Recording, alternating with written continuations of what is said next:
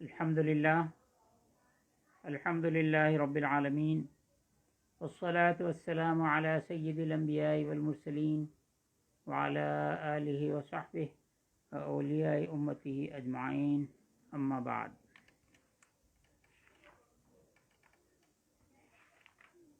برادران مکرم،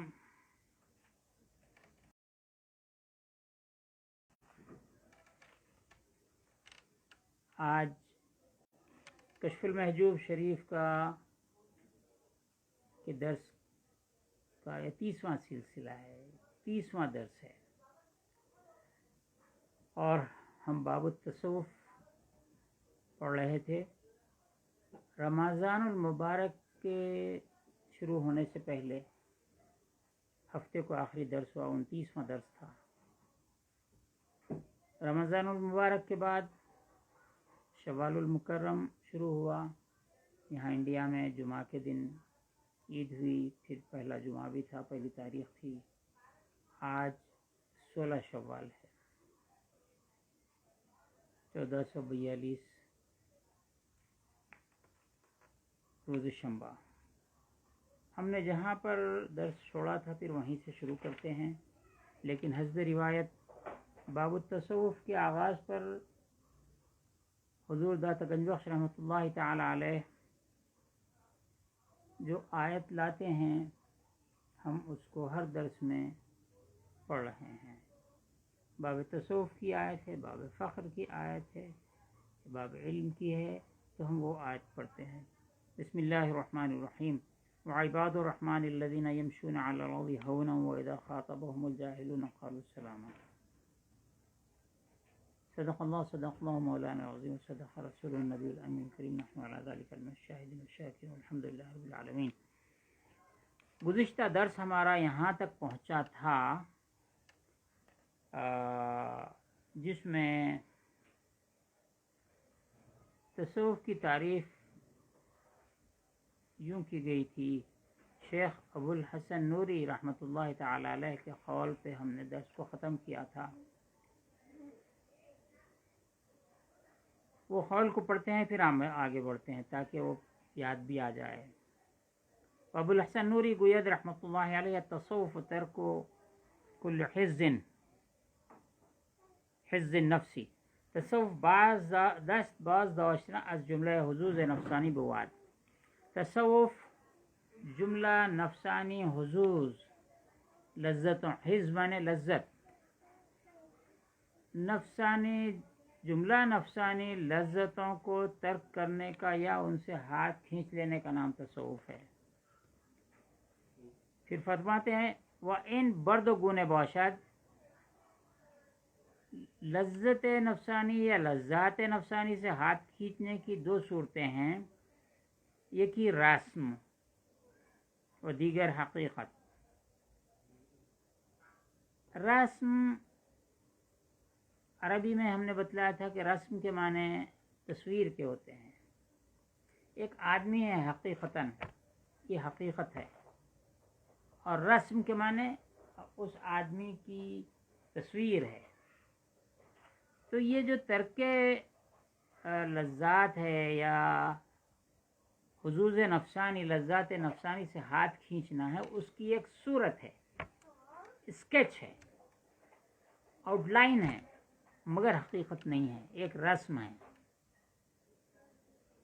حقیقت کچھ اور ہے۔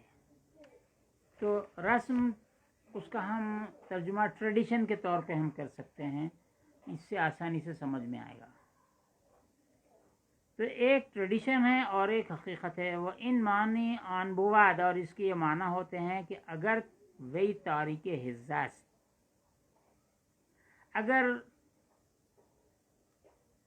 لذات نفسانی کو ترک کرنے والا ہے، حظوظ نفسانی کو چھوڑنے والا ہے، تو یہ لذات نفسانی کو چھوڑنے کی بھی ایک لذت ہوتی ہے۔ فرماتے ہیں وہی تاریک حزت ترک حز ہم حزی بود، حز کا لذت کا ترک کرنا خود ایک لذت دیتا ہے۔ ایک دوسری مثال سے اس بات کو سمجھاتا ہوں۔ ایک جگہ حضور خواجہ دکن چراغ دکن حضرت بندہ نواز گیس دراز سید محمد حسین بندہ نواز گیس دراز رحمۃ اللہ تعالی علیہ اپنی کتاب خاتم تصوف میں لکھتے ہیں روزے کے بیان میں روزہ رکھنا جو فرض نماز ہیں فرض روزے ہیں ان کے علاوہ جو روزے رکھے جاتے ہیں صوفیہ کے نزدیک یہ طریقہ ہے. تو فرماتے ہیں کہ اگر کوئی ہمیشہ روزہ رکھنے لگے تو اس کی بھی ایک عادت پڑ جاتی ہے. روزہ رکھنے کا مقصد اس سے بھی پورا نہیں ہوتا ہے. اگر وہ روزہ نہ رکھے تو پھر اس کو وہ لذت حاصل نہیں ہوتی ہے. حضور صلی اللہ علیہ وسلم نے جو ارشاد فرمایا اسی میں ذکر کرتے ہیں, فرماتے ہیں کہ اللہ کے نزدیک پسندیدہ روزے صوم داؤدی ہیں, ایک دن روزہ رکھنا, ایک دن ترک کرنا. اس پر بھی بندہ نواز فرماتے ہیں کہ ایک دن روزہ رکھے ایک دن چھوڑ دے, ایک دن روزہ رکھے ایک دن چھوڑ دے, تو اس کی سختی ابتدا میں سختی معلوم ہوتی ہے لیکن اس کی بھی عادت پڑ جاتی ہے. تو عادت پڑ جانا, اس کی لذت لگ جانا, مثلا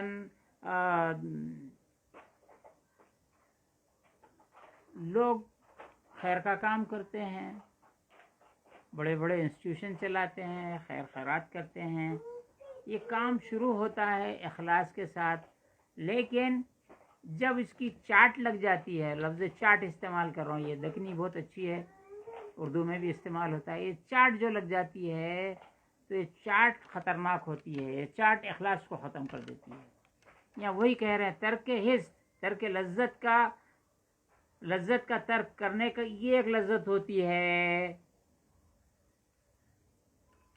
وَإِن رسم باشد, اس کا نام رسم ہے, یہ اصل نہیں ہے. اگر اصل ہو تو پھر یہ کیفیت نہیں رہتی. اصل کیا ہوتی ہے فرماتے ہیں اگر حس تاریک وی باشد, اگر لذت ترک کرنے والے کو چھوڑ دے.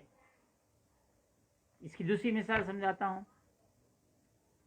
یہ ہے کہ ایک شخص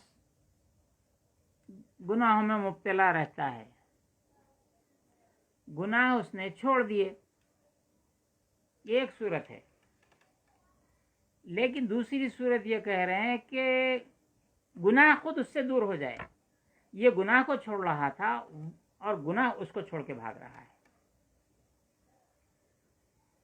اب ہم اور آگے بڑھ کے بات کرتے ہیں کہ شیطان سے بچنے کے لیے اور نفسانی وسوسوں سے بچنے کے لیے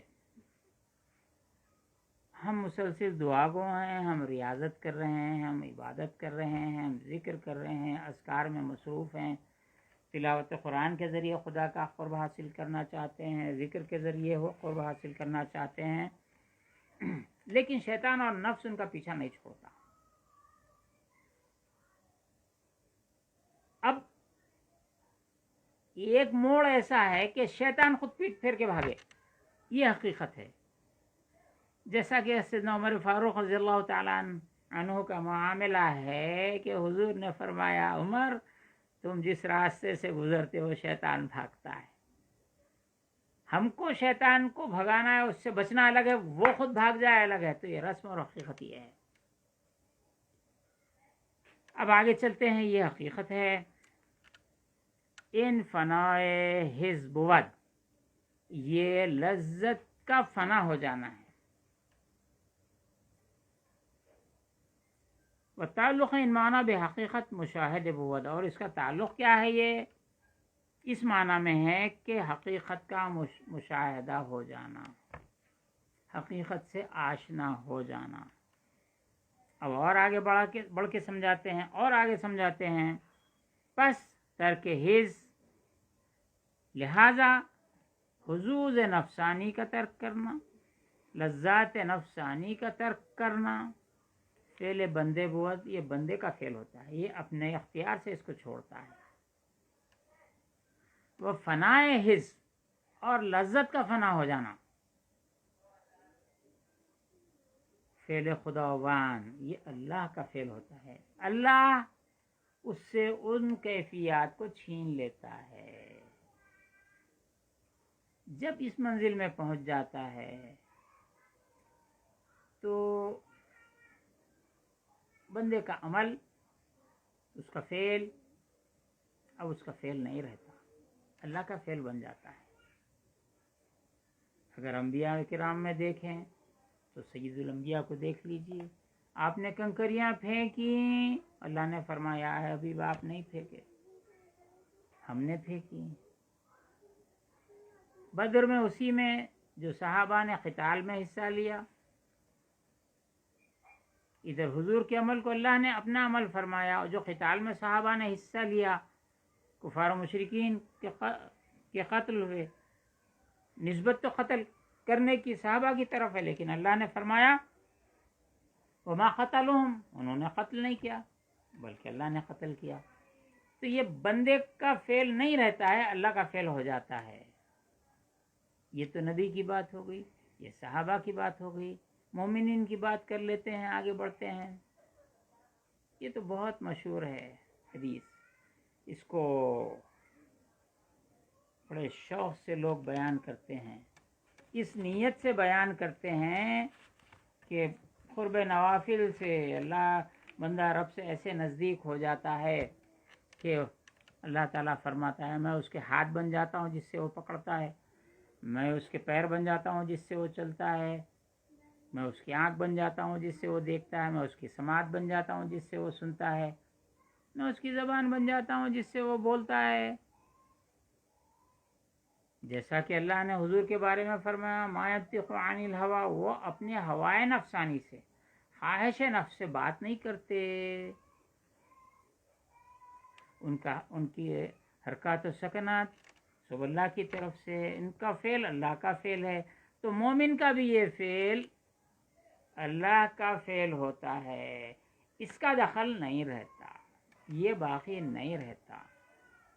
100 مثالیں ہم دے سکتے ہیں، اچھی طرح سمجھا سکتے ہیں. یہ بات آپ تک پہنچ گئی، یہ بات سمجھ میں آ گئی.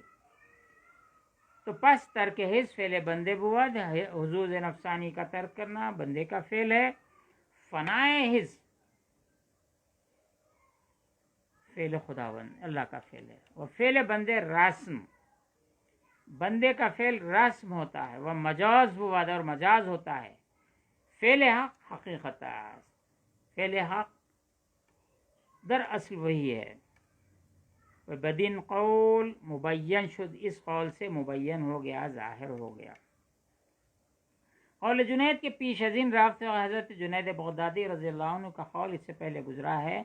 وہ ہم ابو الحسن نوری گوید رحمۃ اللہ علیہ، اور ابو الحسن نوری رحمۃ اللہ تعالی علیہ فرماتے ہیں الصوفیتی هم الذین صفت ارواحهم فصاروا فی الصف الاول بین یدی الحق. حضرت خود ترجمہ فرماتے ہیں صوفیان آنانن، صوفیان آنانن، صوفیہ وہ ہیں کہ جانہائے ایشان، ان کی جانیں، ان کے ارواح، اور تھوڑا ہم نیچے آ کے سمجھاتے ہیں ان کے نفوس، از قدور بشریت آزاد گشتے است. بشریت کی جو قدورت ہے، قدورت صفا کی ضد ہوتی ہے، صفا کی ضد قدورت، قدورت کی ضد صفا. فرماتے ہیں کہ جانہا ایشان از قدورت بشریت آزاد گشتے است، ان کی بشریت کے جو قدر ہے، آپ اس کو علائش کہیے، بشری صفات کہیے،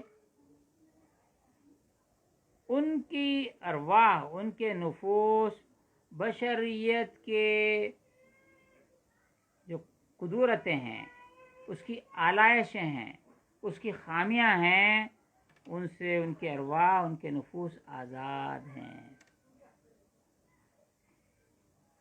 واز آفت نفسانی صافی شدے، اور نفسانی آفتوں، نفسانی بلاؤں، اس مشکلات سے ان پاک ہو چکی ہیں. از ہوا خلاص یافتے. ہوا کے معنی ہوائے نفسانی، عربی میں ہوا آیا ہے.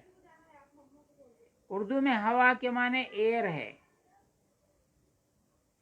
یہ ہوا کے معنی ڈیزائر ہے، وش ہے. ہوا سے انہوں نے خلاصی پالی ہے، ان کے نفسوں نے. ہوا میں کون گرفتار ہیں؟ اللہ رب العزت نے ارشاد فرمایا، حضور پاک علیہ الصلوۃ والسلام سے قرآن مجید میں ارشاد فرمایا، اے حبیب کیا آپ نے ان کو نہیں دیکھا، ان لوگوں کو نہیں دیکھا جنہوں نے ہوائے نفسانی کو اپنا الہ بنا لیا ہے، ہوائے نفسانی کو خدا بنا لیا ہے. افرأیت من اتخذ الہہ ہوا. تو صوفیہ کے نزدیک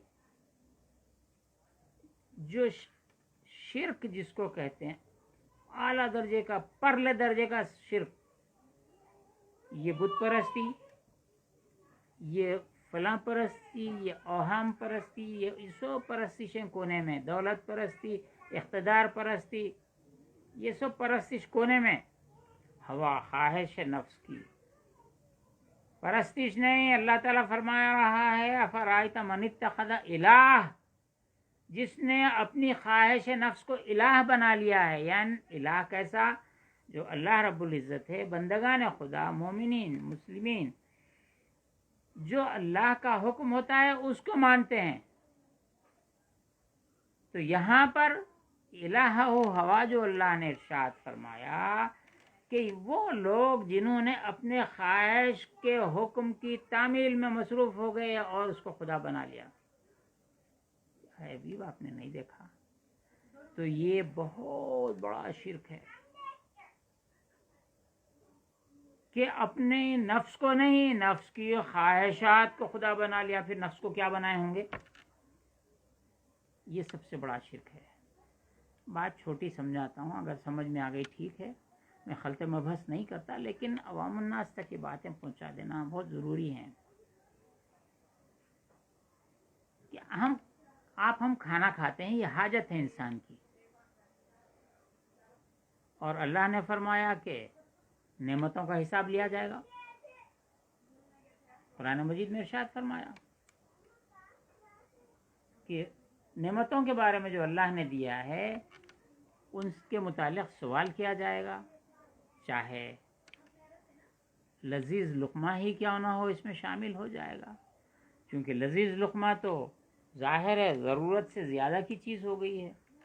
ہاں اتنا مزہ، اتنی لذت کے جو کھانے سالن کی ہوتی ہے جس سے حلق سے اتر ہو سکے، خوشگوار ہو، یہ تو آپ کی اجازت ہے. لیکن آپ جو لذیذ کھانے جب پکاتے ہیں، بریانی پکاتے ہیں اور میٹھے بناتے ہیں، یہ نعمتیں جو ہے 1 سے 2 کھانے ہو گئے، 1 سے 2 سالن ہو گئے، یہ تو پوچھا جائے گا.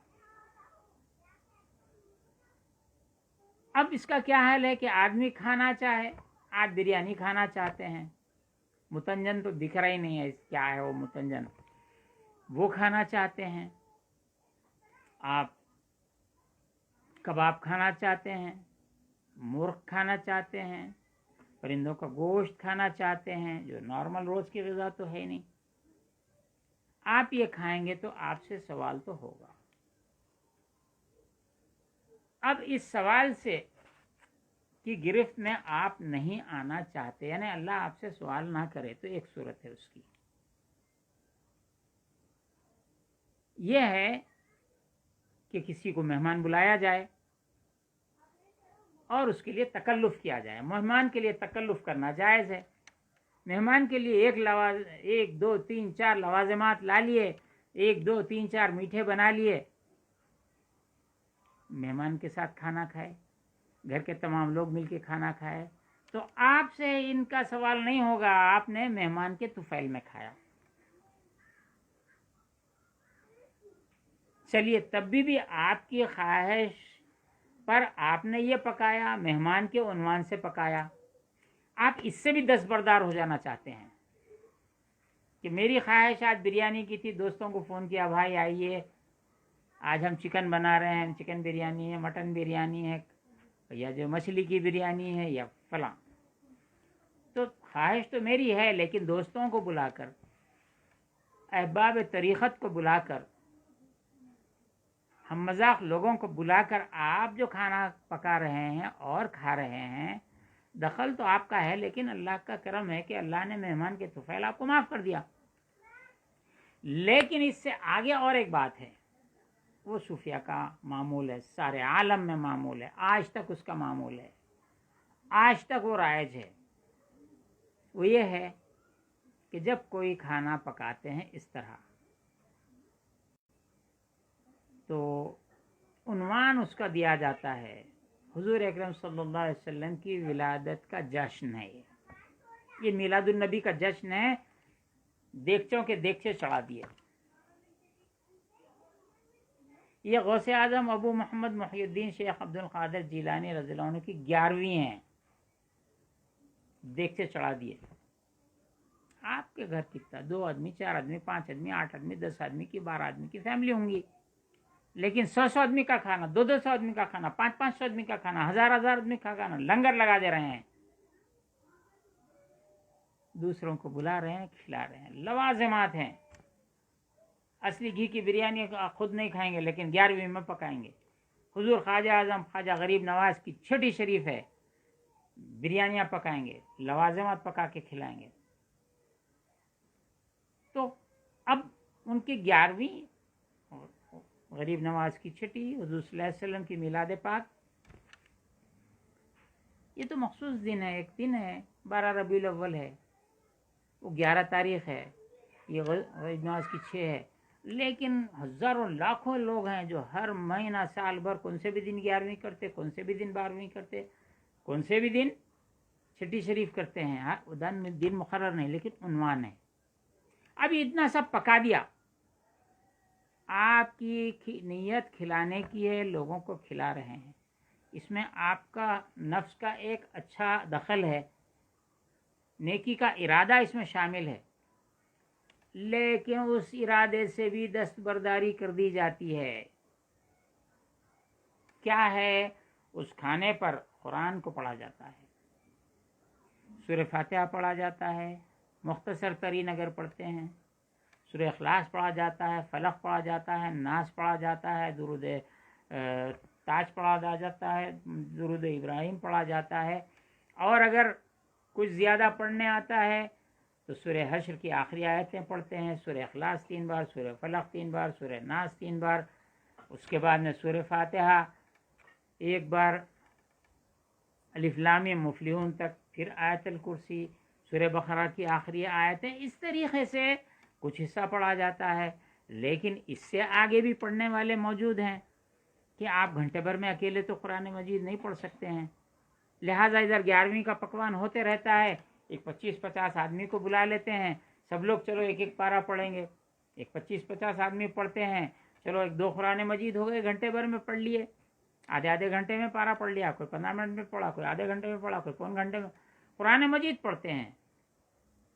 اور یہ قرآن مجید پڑھ کر جو پکوان پکایا گیا ہے اس پر دم کر کے اللہ رب العزت کی بارگاہ میں پیش کرتے ہیں. یا اللہ، تیرے حبیب کی محبت میں یہ کھانا پکایا گیا ہے، یہ قرآن مجید تیری بارگاہ میں پیش ہے، یہ حضور صلی اللہ علیہ وسلم کے پاس پیش فرما، یہ غوث پاک کو پیش فرما، یہ غریب نواز کو پیش فرما، اہل بیت اطہار کو پیش فرما، صحابہ کرام کو پیش فرما، ائمہ مجتہدین کو پیش فرما. اب آپ جیسے ہی آپ نے قرآن پڑھا، شیطان تو فرار ہو گیا. حضور نے فرمایا کہ جس کھانے پر قرآن مجید پڑھا جائے، اللہ کا ذکر کیا جائے، اس لقمے میں شیطان شریک نہیں ہوتا. ہم نے اپنی لذت کو ترک کیا، لیکن ایک راستہ نکالا کہ مہمان کے طفیل میں کھا لیں. آپ سے حساب نہیں ہوا. اب تو مہمان کو بھی آپ نے بچا لیا کہ آپ نے یہ کھانے کو اللہ کی بارگاہ میں پیش کر دیا، قرآن کی تلاوت کو پیش کر دیا. عام طور پہ قرآن پڑھنے والا، اس کا اجر و ثواب قرآن پڑھنے والے کو ملتا ہے. قرآن پڑھنے والا جو اجر و ثواب اس کو ملنا ہے، بارگاہ الہی میں عرض کرتا ہے، یا اللہ میں نے قرآن پڑھی ہے، مجھے جو کچھ اس گناہگار کو، اس قرآن کی تلاوت کرنے والے اس شخص کو اپنے فضل سے قرآن کا جو تو ثواب عطا فرمائے گا، وہ میرے رسول کی خدمت میں پیش کر دے. کھانا کھلانے کا جو ثواب تو نے رکھا ہے، بھوکوں کو کھانا کھلاؤ یا مہمانوں کی مہمان نوازی کرو،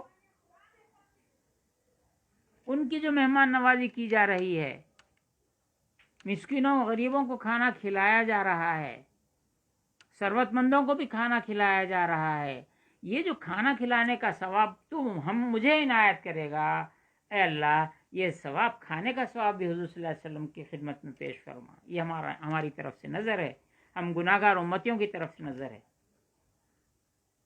تیرے حبیب کی اہل بیت کی نظر ہے، خلفائے راشدین کی نظر ہے، ائمہ مجتہدین کی نظر ہے، اصحاب رسول خدا کی نظر ہے، تمام انبیاء کی نظر ہے، آدم علیہ السلام سے لے کر حضور صلی اللہ علیہ وسلم تک کے یہ میرے جو قرآن کا اجر و ثواب ہے ان کو پہنچا. کھانے کا ثواب جو مجھے ملے گا، وہ تو بندہ اپنے ثواب سے بھی دستبردار ہو رہا ہے. شیطان کہاں ٹکتا ہی نہیں. جو شیاطین الانس ہیں، حضور نے فرمایا کہ شیطان وہ کھانے کو نہیں کھاتا. اب یہ جو نہیں کھا رہا ان کا کیا حکم ہے؟ آپ ہی بول دیجئے، میں بول کے کیوں بدنام ہو جاؤں. ہاتھ نہیں لگاتے، الفاتحہ بولتے مسجد میں بھی چھوڑ دیتے. ارے بابا قرآن پڑھ رہے نا بابا، نہیں تو اس کو قرآن سے نفرت ہوتی ہے. بہرحال وہ ایک دوسرا پہلو ہے. تو یہاں پر فاتحہ کا کھانا ہم کھاتے ہیں. میں نے ایک، اب وہابیت تو عام ہو گئی ہے، اور ادھر ادھر سے دیکھے تو 100-150 جو ہے خاندان کے لوگ بھی ہیں، تو اس میں ایک دو چار تو وہابی آٹومیٹک نکل رہے ہیں اس وقت. میں نے ایک قریبی وہابی سے پوچھا، جو ارے بھائی ہم لوگ تو فاتحہ کر لیتے، آپ کی نظر میں بدعت ہے، آپ کی نظر میں شرک ہے، چلو آپ لوگوں کا دل بولا کچھ بھی کھانا تو کیا کرتے؟ صاف صاف بغیر کسی جھجک کے بولے ہمارا دل بولا تو لاتے بازار سے، پکاتے کھاتے. تو یہ نفس پروری ہے. اس کھانے میں شیطان شریک ہوتا ہے، چونکہ انہوں قرآن نہیں پڑھتے اس کے اوپر، اللہ کا ذکر نہیں کرتے اس کے اوپر. تو یہاں پر آپ جو ارشاد فرما رہے ہیں، ترک لذت بندے کا فعل ہے، اور لذت ہی بندے کو چھوڑ کے چلی جائے، یہ حقیقت ہے. وہ رسم ہے، یہ حقیقت ہے. اور جو رسم ہے وہ مجاز ہوتی ہے، جو حقیقت ہے وہ فعل حق ہوتا ہے. اور یہ بھی فرمایا کہ یہ جو قدورت ہے بشریت کی، انسان میں صفات ہیں، اس کے من پسند چیز کی طرف وہ للچاتا ہے، حاصل کرنا چاہتا ہے، اس میں اللہ نے صفت رکھی ہے. تو اس سے بھی، اس قدورت سے بھی وہ آزاد ہو جاتا ہے، نفسانی آفتوں سے صاف ہو جاتا ہے. نفس کی آفتیں بہت ہیں، نفس کی آفتیں کچھ بھی نہیں ہوا، زبردست اخلاص سے کام شروع کرتا، بعد میں ریاکاری میں ڈال دیتا، ہو گیا کام تو جاری ہے. ایک واقعہ مجھے یاد آیا، مولانا روم رحمۃ اللہ تعالی علیہ نے مثنوی مولانا روم میں لکھا ہے، مثنوی شریف میں لکھا ہے، مدینہ طیبہ میں ایک بار آگ لگ گئی اور سب لوگ جدوجہد کر رہے ہیں، آگ بجھ نہیں رہی ہے. دیکھیے بہت اہم واقعہ مثنوی مولانا روم میں آیا ہے. لوگ حضرت عمر فاروق رضی اللہ عنہ کا دور تھا، فاروق اعظم کے پاس پہنچے اور عرض کیا، یا امیر المومنین، ایسا آگ لگ گئی ہے شہر میں اور بجھ نہیں رہی ہے، کیا کیا جائے؟ آپ نے فرمایا روٹیاں تقسیم کرو. آگ لگی ہے اس کا مداوا بتانا چاہیے، تو اس کا مداوا فاروق اعظم کہہ رہے ہیں روٹیاں تقسیم کرو. تو وہ صحابہ نے، حضور کے وہ صحابہ جو ان کے بھی ساتھی تھے، انہوں نے کہا یا امیر المومنین ہم تو کریم ہیں، لوگوں کو کھانا ہر روز کھلاتے ہیں. فرمایا تم عادتاً کھلاتے ہو، آج اس نیت سے کھلاؤ. لوگ روٹیاں تقسیم کرنے لگے، آگ بجھ گئی. کیا ہوا مطلب؟ عرب بالعموم مہمان نواز ہوتے ہیں، کھانا کھلانا ان کا پسندیدہ مشغلہ ہے. پھر جب اسلام آیا تو مسلمان صحابہ کرام کھانا کھلانے میں پیش پیش، لیکن وہ عمل بھی عادتاً ہو گیا تھا. فاروق اعظم نے جس وقت فرمایا تو وہ رسم ہے. اب ارادے سے کھلاؤ، کھلائے، آگ بجھ گئی. تو یہاں پر جو بشریت کی قدورتیں ہیں، اس کی آلائشیں ہیں، وہ کچھ نہ کچھ نیت کی تبدیلی کر دیتا ہے، عمل ضائع ہو جاتا ہے، چونکہ الاعمال بالنیات. اب آگے چلتے ہیں اور نفسانی آفتوں سے محفوظ ہوتا، ہوا سے خلاص پا جاتا ہے. ہوائے نفسانی سے اس کو خلاصی ہو جاتی ہے. پھر کیا ہوتا ہے جب ہوائے نفسانی سے اس کو چھٹکارا مل گیا؟ تا یہاں تک کہ اندر صف اول، وہ درجہ اعلی، صف اول فرنٹ لائن، درجہ اعلی ہائیسٹ کیٹیگری. کون سا درجہ اول، کون سا صف اول؟ باحق بے آرامید ہے، بے آرامید ہے. اچھا آگے تک چلے گی بات. تو جو صوفیہ وہ ہیں جن کی بشریت کی قدورتیں دور ہو گئی ہیں اور نفسانی آفتوں سے وہ پاک ہو گئے، ہوائے نفسانی سے انہوں نے خلاصی پا لی، یہاں تک کہ اللہ رب العزت کے نزدیک صف اول میں، درجہ اول میں وہ آرام کرنے والے بن گئے. ان کا نام صوفی ہے. پھر کیا ہے؟ از غیر حق رمیدے، غیر حق سے بھاگے ہوئے. رمیدن کیا ہے؟ دیکھیے دویدن ایک ہے دوڑنا، دویدن رننگ، اور ایک ہوتا ہے سرپٹ دوڑنا، ہوا کی طرح دوڑنا. یہ بے قابو ہو کے دوڑنا.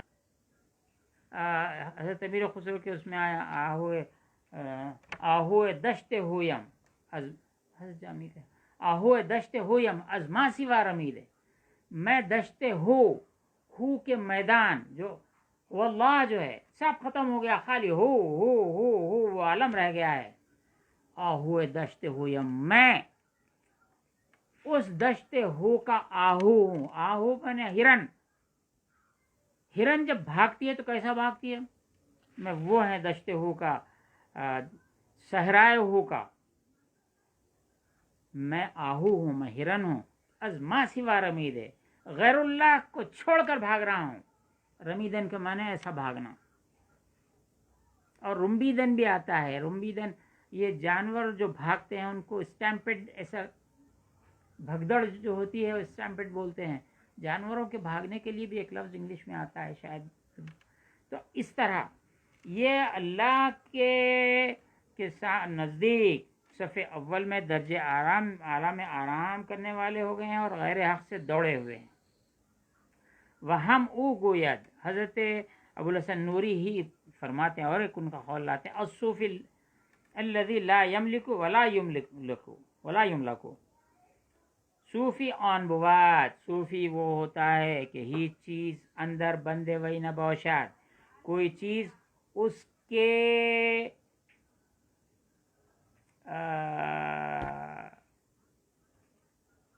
اردو کیسا ترجمہ کر دوں اس کو میں؟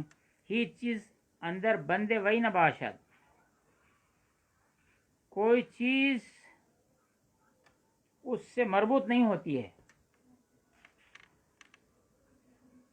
وہم در بندے ہی چیز نباشد، اور وہ کسی شے میں پھنسا ہوا نہیں ہوتا ہے، کوئی شے اس کو نہیں پھنساتی ہے. اب سلیس ترجمہ، کوئی شے اس کو نہیں پھنساتی ہے اور وہ کسی شے میں نہیں پھنستا ہے، دونوں طرف سے.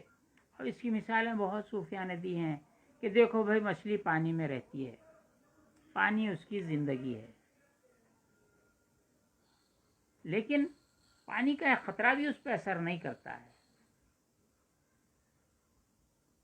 آپ چلیے اس ہوا میں آ جائیے، جو ایئر ہے، اوپن ایئر ہے. ہم اپنی مثال بھی سمجھا لیتے ہیں. ہم ہوا میں رہتے ہیں، ہوا ہم پہ اثر کرتی، برابر کرتی. مچھلی پہ اثر نہیں کرتا پانی. کبھی گرم ہوا لگ کے ہوا کو لو لگ جاتی تو بیمار ہو جاتے، کبھی سرد ہوا لگی تو بیمار ہو جاتے، کھانسی ہو جاتی، زکام ہو جاتا، نزلہ ہو جاتا. تو یہ جیسا مچھلی پانی میں رہ کر بھی پانی اس کو نہیں چھو سکتا، ویسا نہ یہ کسی میں مبتلا ہوتا ہے، نہ کوئی شے اس کو مبتلا کرتی ہے. ہم اگر یہ ہم کو کہنے کی اجازت دی جائے، یہ جرت ہم صرف ناز سے کر رہے ہیں، ناز ہے یہ، غرور تکبر نہیں ہے.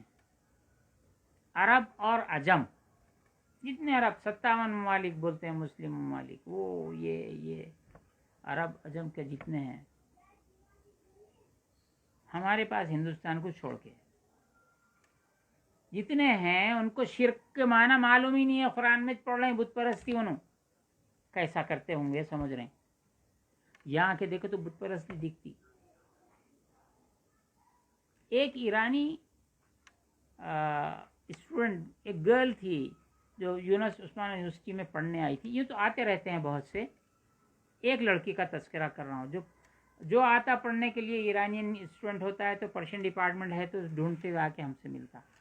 اسی طرح ایک لڑکی ایک دفعہ میرے پاس آئی اور انڈین ٹریڈیشنس یہ وہ آ کے دیکھ رہی ہے. تھوڑے دن ہو گئے تھے، مہینہ 15 دن ہو گئے تھے. بہت خوشی سے دیکھتی تھی کیا ہو رہا. میرے پاس آئی اور پوچھ رہی تھی. وہ یہاں پر کچھ فیسٹیول تھا، کوئی ہندو فیسٹیول تھا، تو وہ دیکھنے کے لیے گئی تھی. بڑے بڑے بت ہیں، 20-20 فٹ کے، 15-15 فٹ کے، 50-50 فٹ کے بھی کہیں بنائے ہوئے تھے. وہ دیکھ رہی تھی اور بڑے شوق سے دیکھتے تھے. میرے پاس آئی اور بات کرتی رہی کفر کی، ایمان کی، اس کی. تو ان کو کچھ سمجھ میں ہی نہیں آتا. میں بولا بھائی ہم جو جانتے ہیں، جس شرک کا قرآن مجید میں بت پرستی کا ذکر آیا، دنیا میں کہیں نہ ملے گی، ہمارے پاس مل جائے گی. چاند کی پوجا، سورج کی پوجا کی بات آئی ہے، کہیں نہیں ملے گی، ہمارے پاس انڈیا میں مل جائے گی. جانوروں کی مل جائے گی پوجا، ندی کی مل جائے گی، نالے کی مل جائے گی، درخت کی مل جائے گی، جھاڑ کی مل جائے گی، پیڑ کی مل جائے گی. یہاں پہ آپ دیکھ سکتے ہیں ہر چیز کی یہاں پہ پوجا ہوتی ہے. پیسے کی پوجا، باقاعدہ پیسہ رکھ کے پوجا کی جاتی ہے. تو یہاں پر میں یہ کہتا ہوں کہ ہم روزانہ بازار سے گزرتے ہیں، گھر سے نکلتے ہیں، بازار سے گزرتے ہیں، راستوں سے گزرتے اپنے منزل پہ پہنچتے ہیں. پڑھنے والے بچے اسکولوں کو جاتے ہیں، کالجز کو جاتے ہیں، یونیورسٹیوں کو جاتے ہیں. مسلمان بازار میں تجارت کرتے ہیں، خرید و فروخت کرتے ہیں. لیکن یہاں کے مسلمان الحمدللہ ایسے ہیں کہ غیر مسلموں سے روابط ضرور ہیں، ملنا جلنا اٹھنا بیٹھنا ہے، لیکن ان کا کفر ہم پہ اثر نہیں کر سکتا ہے. ان کا کفر ہم پہ اثر نہیں کر سکتا ہے اور ہم اس کفر سے متاثر نہیں ہوتے، دونوں بھی. تو یہ اس کی بلند ترین کیفیت بشریت کی جو قدورت ہے اس سے آزاد ہو گئے ہیں، نفسانی آفتوں سے پاک ہو گئے ہیں، اور ہوا سے انہوں نے ہوا و ہوس سے، خواہشات نفسانی سے وہ پاک ہو چکے ہیں. ایسا ہی ان کا کفر ہم پہ اثر نہیں کرتا ہے، ان کا شرک ہم پہ اثر نہیں کرتا ہے. اور ہم اس کا اثر قبول نہیں کرتے ہیں. جیسا مچھلی پانی میں رہ کے پانی کا خطرہ اصول اس کو نہیں لگتا ہے، ایسا ہی ہم یا شرک و کفر کے دریائے شرک و کفر میں ہم رہتے ہوئے نہ کفر و شرک ہماری غذا ہے، نہ وہ ہم پہ متاثر کر سکتے نہ ہم اس سے متاثر ہوتے ہیں.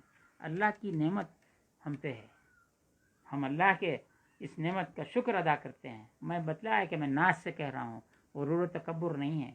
ورنہ اللہ جس کو گمراہ کر دے پھر وہ تو پھر چلا ہی چلا، اس کو ہر چیز شرک نظر آتی ہے، حالانکہ وہی مشرک ہے. دراصل خواہشات نفسانی کا پیرو ہے. امام اعظم کی پیروی اس کو تکلیف دیتی ہے، امام شافعی، امام مالک، امام احمد بن حنبل کی پیروی تکلیف دیتی ہے. ہاں، امام جعفر صادق رضی اللہ عنہ کی کچھ لوگ تقلید کرتے ہیں، وہ بھی اس سے تکلیف ہوتی ہے. اہل بیت کی تقلید کرتے ہیں تو وہ بھی تکلیف ہوتی ہے. تو بات دراصل یہ ہے کہ قرآن پڑھے تو شرک سمجھتا، اب اس سے بڑا پاگل کون ہوں گا. ایسے پاگل کو اگر پاگل خانے میں بھی لے کے جا کے شریک کرے تو انہیں بولتا یہ پاگل کو نہیں چاہیے، دوسرے کو پاگل کر دے گا. ایسا پاگل ہمارے پاس نہیں چاہیے. جنون ہوتا ہے جو راستے پہ چلنے والوں کو جنونی بیمار پتھر مارتا ہے. یہ جنونی جب چلتا ہے اس کا جنون رسول اللہ کی طرف بولنے لگاتا ہے. معاذ اللہ، ان کو پیٹ پیچھے کا علم نہیں ہے، وہ یہ نہیں کر سکتے، وہ یہ نہیں کر سکتے، کل کیا ہے نہیں بول سکتے، فلاں نہیں بتا سکتے. تو رسول اللہ کی طرف پتھر پھینکتا ہے. اور جو اولیاء اللہ ہیں، ولی اللہ فرما رہا، ان کے اوپر پتھر پھینکتا ہے، بولتا ان کا کچھ بھی نہیں ہے، انہوں ہمارے جیسے تھے، انہوں ہمارے جیسے تھے.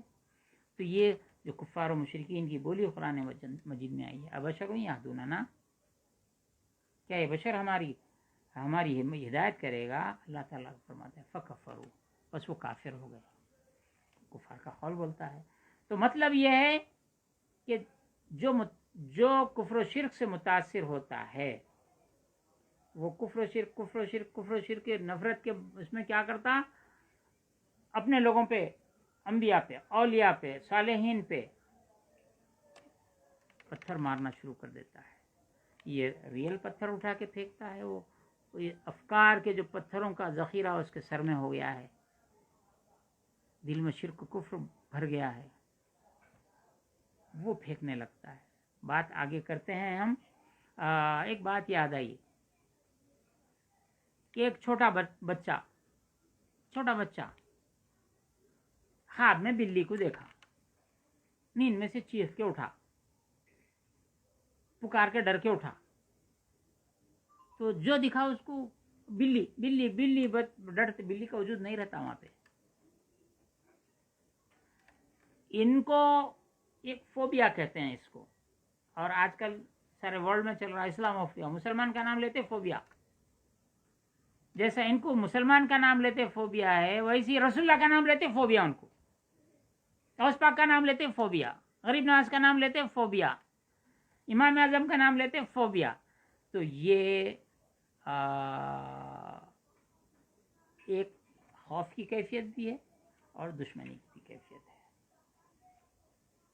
یہ اس طرح، تو یہ خواہشات نفسانی کی پیروی جب کرنے کی عادت پڑ جاتی ہے، ہوائے نفسانی کی پیروی کرنے کی جب عادت پڑ جاتی ہے، تو وہ لوگ جنہوں نے انسانیت کو ہوائے نفسانی سے پاک کیا، جنہوں نے نفسوں کا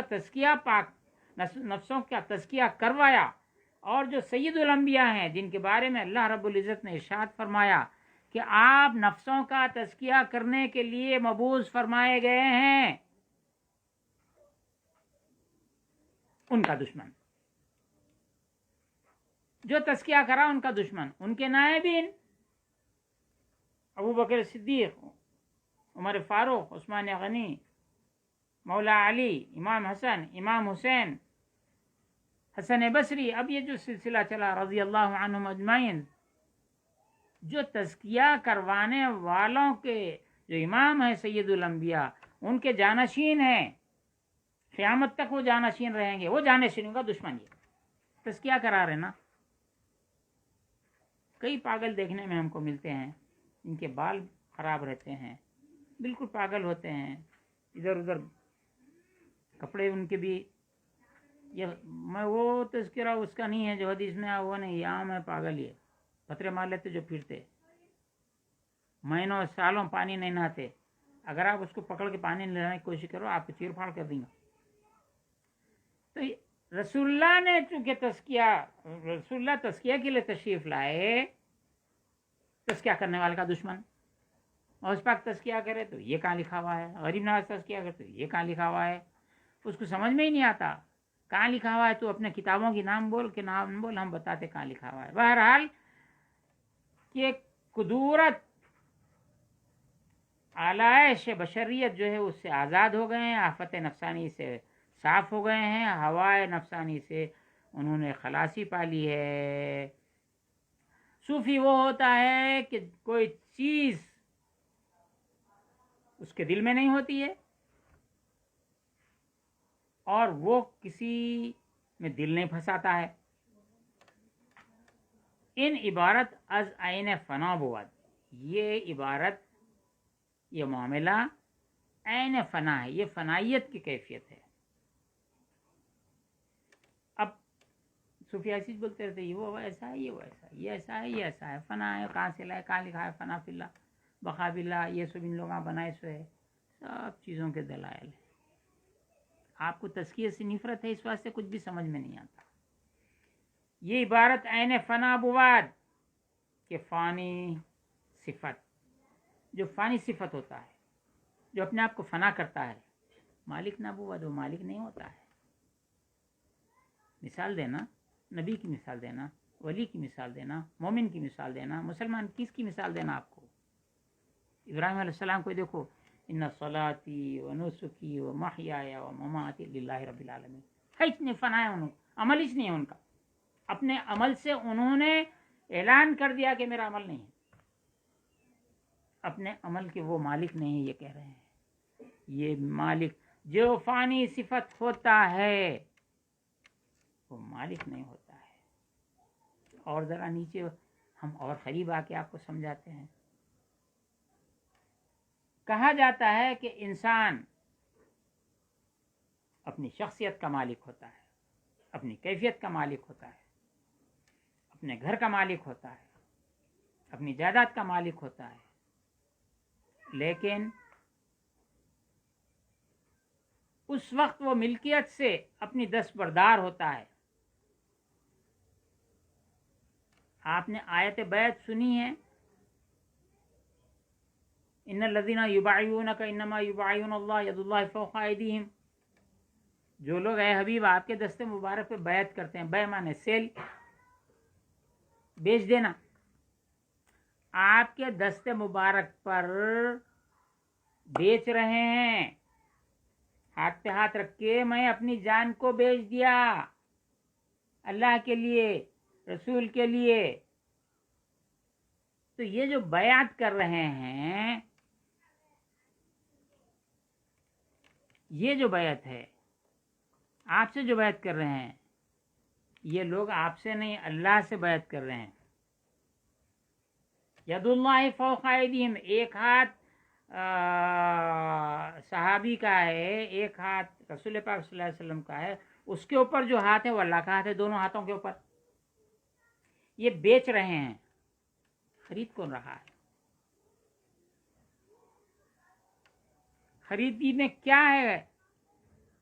some thing in return of some thing, یہ جو ٹریڈ ہوتا ہے، انگلش میں کہا جاتا ہے اکنامکس میں ٹرانزیکشن ہے، some thing in return of some thing. کوئی اگر بیچنا نہ چاہے تو خریدے گا کون؟ خریدنے کے لیے خریدار بازار میں تیار ہے، بیچنے والا اپنا مال بیچے تب خریدار خریدے گا۔ اللہ تعالی خرید رہا ہے، ان اللہ اشترى من المؤمنین انفسهم واموالهم بان لهم الجنہ، اللہ نے خرید لیا ہے مومنوں سے، مومنوں سے خرید لیا ہے کیا؟ انفسهم، ان کی جانوں کو خرید لیا ہے، اموالهم، ان کے مال کو بھی خرید لیا ہے، جنت کے بدلے، جان لے لیا، خرید لیا، مال خرید لیا، انہوں بولے ہم دے دے رہے ہیں، بیچ دے رہے ہیں. تھوڑا غور کرو، تھوڑا غور کرو. بہت ڈیپ، بہت اہم نقطہ ہے.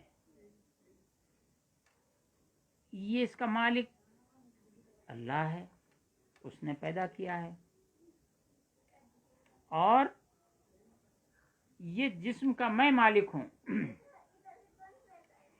آپ کو یاد ہوگا چند مہینے پہلے ایک پاکستان میں ایک مومنٹ چلا تھا، عورت جلوس کیا کی تھا، عورت مارچ. میرے جسم میں مالک بول رہی ہوں، میں جو چاہے کروں. تیرا ہے کہاں؟ اللہ نے پیدا کیا، اللہ نے بڑا کیا، وہ رب ہے. سب سے پہلی جو آیت ہے الحمدللہ رب العالمین، رب پالنے والا، تربیت کرنے والا، اس کو گریجولی بڑھانے والا. اس کی بڑھانے کی کیفیت ایسی ہے کہ آج ہم کو اپنے آپ کو دیکھ لیجیے. آپ کل کتنے تھے؟ شکم مادر میں تھے تو کیا حشر تھا، گود میں آئے تو کیا حال ایسے تھے. مہینے بھر میں ارے بچہ بہت بڑا ہو گیا. تو جب کوئی چیز بڑی ہو رہی ہے، ایلیویٹ ہو رہی ہے، تو اس کا پتہ چلنا چاہیے. نہیں، پتہ ہی نہیں چلتا. ایسا رب اس کی تربیت کرتا ہے، ایسا بڑھاتا ہے، اس کو ایسا غذا دیتا ہے. دیکھنے میں 24 گھنٹے میں چھوٹا بچہ ہے، 4 بار دودھ پیا ہوں گا، 3 بار 5 بار پیا ہوں گا، لیکن وہ دودھ اس کی وہ تربیت کرتا ہے، اس کو وہ بڑھاتا ہے کہ بڑھوتری نظر ہی نہیں آتی. اسی طرح انسان کھانا کھاتا ہے. کتنی دیر کھانا کھاتے ہیں؟ بہت چین سے کھانا کھائے تو آدھا گھنٹہ کھائیں گے. صبح میں آدھا گھنٹہ، شام میں آدھا گھنٹہ، بیچ میں تھوڑا بہت ہلکا کھا لیے، یا آخر میں شام میں ہلکا. آدھا گھنٹہ، 1 گھنٹہ ادھر کا، چلو آدھا، تینوں کھاتا آدھا گھنٹہ. 24 گھنٹے میں تو آپ 1.5 گھنٹہ کھانا کھائے، 2-4 بار پانی پیے ہوں گے. لیکن وہ غذا جو آپ کو بڑھا رہی ہے، جیسا درخت بڑھتا ہوا آج لگا پاری 2 فٹ کا ہو گیا، 3 دن ہوا تھا نا، اتنا ہو گیا، 6 مہینے میں اتنا ہو گیا، وہاں کتنا بڑا جھاڑ ہو گیا. تو لیکن اس کا ایسا بڑھتا ہوا بڑھنا نظر نہیں آتا ہے. یہ رب ہے، تربیت کرنے والا ہے. اس رب نے تربیت کیا، اس نے پالا، اس نے پوسا، اس نے اس بڑا کیا. تو ہم سمجھنے لگے میرا ہے، میرا ہے، یہ میرا گھر ہے، یہ میری جان ہے، یہ میری آنکھ ہے، یہ میرے کان ہے، یہ میری زبان ہے، یہ میرے ہاتھ ہے، یہ میرے پیر ہے. وہ بھی سمجھتا ہے، لوگ بھی سمجھتے ہیں. اس نے غلط کام کیا، اس نے تھپڑ مارا، اس نے لات ماری، اس نے گالی دی، اور اس کا ہی عمل سمجھتے ہیں. کب تک؟ جب تک یہ سمجھتا ہے کہ میں ہوں.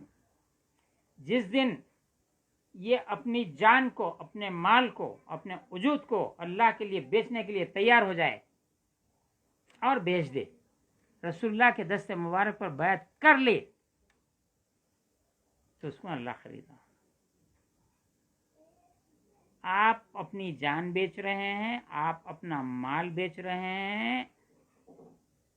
اللہ کو خریدار کون ہے؟ معاذ اللہ، اللہ سامنے کھڑے رہ کے خرید رہا؟ رسول اللہ ہے. رسول اللہ کے ہاتھ پہ اپنی جان کو بیچنے والا اللہ کے ہاتھ پہ بیچ رہا ہے. بِأَنَّ لَهُمُ الْجَنَّةَ. بانی مدر صوفیہ والد گرامی حضرت سید اسماعیل ذبیح اللہ شاہ رحمۃ اللہ تعالی علیہ جب ہم کو صبح توجہ میں بٹھاتے، مراقبے میں بٹھاتے، یہ آیت پڑھتے، ان اللہ اشتری من المؤمنین انفسهم واموالهم بان لهم الجنہ. اللہ تعالیٰ نے خرید لیا ہے مومنوں کی جانوں کو اور مالوں کو جنت کے بدلے. فرماتے تھے مال کے بدلے جنت اور جان کے بدلے دیدار. دیدار بھی جنت میں ہی ہوگا. تو جنہوں نے اپنی جان کا سودا کیا، اللہ نے اس کو خرید لیا. جب اللہ نے خرید لیا تو پھر مال آپ کا ہے کیا؟ آپ کا ہے ہی نہیں. تو یہاں یہ کہہ رہے ہیں کہ ان عبارت از عین فنا بود، یہ فنا کی عبارت ہے. جو فانی صفت ہوتا ہے وہ مالک نہیں ہوتا ہے، وہ مملوک نہ، اور مملوک بھی نہیں ہوتا، غلام بھی نہیں رہتا. بیچ دیا، مالک بھی نہیں ہے، مملوک بھی نہیں ہے. تو یہاں پر جو فانی صفت ہیں اللہ نے لے لیا ہے. تو مالک کون ہے؟ اللہ ہے.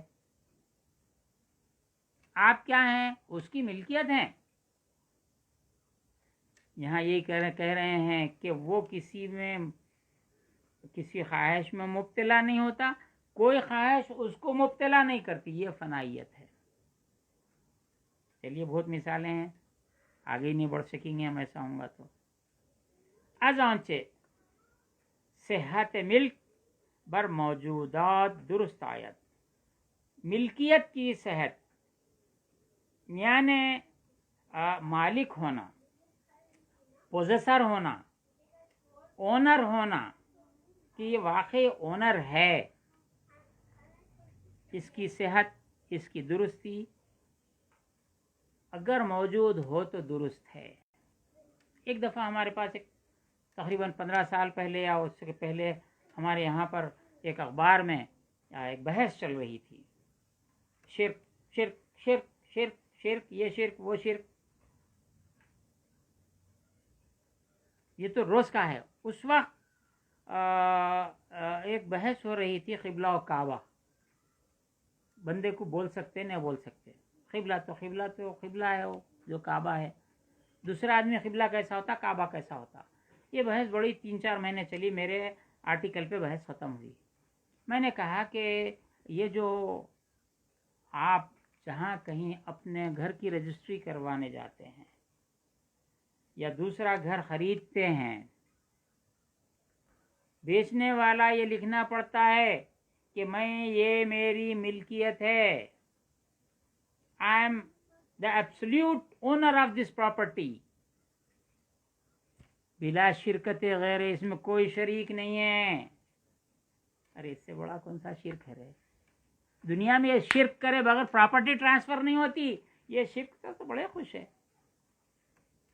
اپنی جان سے ملکیت، جان کی ملکیت سے ہاتھ اٹھا لینا، مال کی ہاتھ اٹھا لینا، یہ فنائیت کی دلیل ہے اور یہ صوفی ہوتا ہے.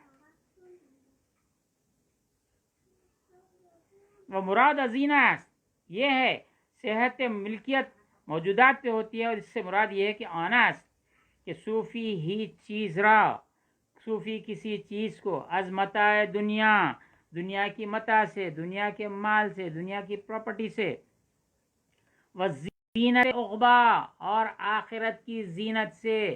آخرت میں یہ باغ ہیں، یہ حور ہیں، یہ قصور ہیں، یہ جنت ہے، یہ نہریں ہیں، یہ فلاں ہیں، یہ فلاں ہیں. ملک نہ کنات، ملک نہیں کرتا. یہ مال کے بدلے جنت ہے. اس میں تشریح حضرت والد صاحب نے فرمائی. میں کہیں کسی کتاب میں پڑھا ہی نہیں میں آج تک، نہ کسی عالم سے سنا، نہ کسی صوفی سے سنا. ان اللہ اشتری من المؤمنین انفسهم واموالهم بان لهم الجنہ جو ہے جان اور مال کے بدلے، جان اور مال جنت کے بدلے اللہ نے خرید لیا ہے. تو دونوں میں امتیاز ہے. مال کے بدلے جنت ہے، دیدار نہیں ہے. جان کے بدلے دیدار ہے. شہیدوں کے بارے میں کیا آیا ہے؟ شہداء اللہ کے قرب میں رہتے ہیں. ہر مرنے والا یہ کہے گا کہ اللہ، خصوصاً مجرمین کے بارے میں آیا کہ اللہ ہم کو دوبارہ دنیا میں بھیج دے تاکہ نیک عمل کریں اور جنت کے مستحق بنیں. یا نیکوکاروں کے بارے میں یہ ہے کہ جب ہے تو دنیا کی طرف جانے سے گھبرائیں گے، دنیا نکو. لیکن جو شہید ہوگا وہ کہے گا پروردگار مجھے دنیا میں بھیج دے تاکہ میں پھر سے شہید ہو جاؤں، پھر سے میں اپنی جان دے دوں. جو جان دینے کی جو لمحہ ہے وہ اللہ کے دیدار کا لمحہ ہوتا ہے. وہ لذت کی خاطر پھر دنیا میں آنا چاہتا ہے. تو صوفی عاقبت کے یعنی جنت کی نعمتوں کا بھی مالک نہیں بننا چاہتا ہے. بس تیرا دیدار، رضا الہی، لوجہ اللہ تعالی جس کو کہتے ہیں. لوگ کہتے ہیں اللہ کی رضا، وجہ اللہ کے معنی وجہ. والد گرامی فرماتے ہیں نہیں، دیدار لوجہ اللہ، اللہ کے دیدار کے لیے، اس کا چہرہ دیکھنے کے واسطے. مراد از این آن است که صوفی هیچ چیز را از متاع دنیا و زینت عقبی ملک نکند که خود را اندر تحت ملک و حکم نفس خود نباشد، تاکہ وہ ملکیت کے حکم کے نیچے اور نفس کے حکم کے نیچے نہ آ جائے. سلطان ارادت، سلطان ارادت، ارادے کا سلطان. انسانوں میں ارادہ ہے نا، ارادے سے بات کر رہے ہیں نا، خیال سے بات کر رہے ہیں نا، عقل رکھ کے بات کر رہے ہیں نا. یہ ارادہ ہے، کس کا ہے؟ یہ اصل ارادہ تو اللہ کا ہے.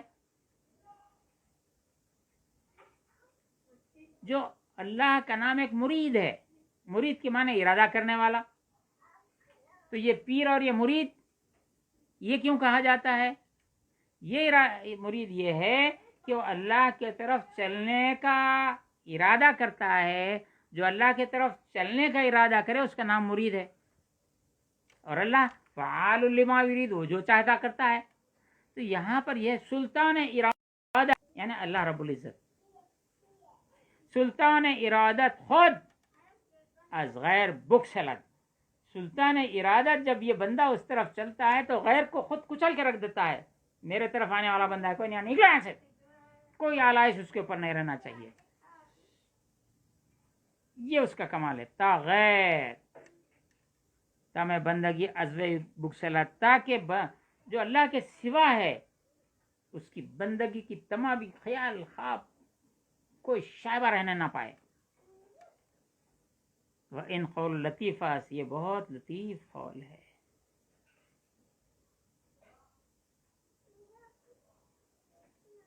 تھوڑا سا یہاں کچھ مس پرنٹ کے ساتھ نعمت کا لفظ ہوں گا سمجھتا ہوں. نعمت یا ہمت کیا ہے؟ مس پرنٹ ہے. دوسری کتاب دیکھ کے بول سکتے ہیں. ٹائم بہت ہو گیا، دیکھ لوں کیا؟ نہیں تو نعمت ہے، ہمت ہے. ہاں دیکھ لیتا ہوں. نعمت ہے، ہمت ہے، کیا ہے یہ؟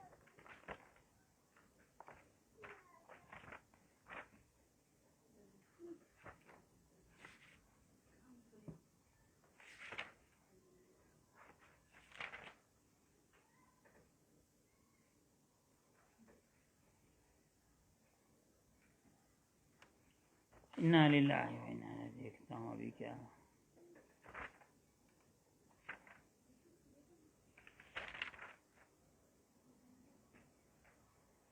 سلطان ارادت خود از غیر، خود را از غیر بکسلت و تا غیر تم بندے کے از ان قول لطیف است. مر آن گروہ را، مر ہے وہاں پہ وہ لفظ اتنی ہے اس میں. مر آن گروہ را کے بے فنائے کلی گویند، وہ گروہ خاص طور پہ جس کو فنائے کلی حاصل ہے کہتے ہیں. وما غلط گاہ ایشان در ان کتاب بیاریم.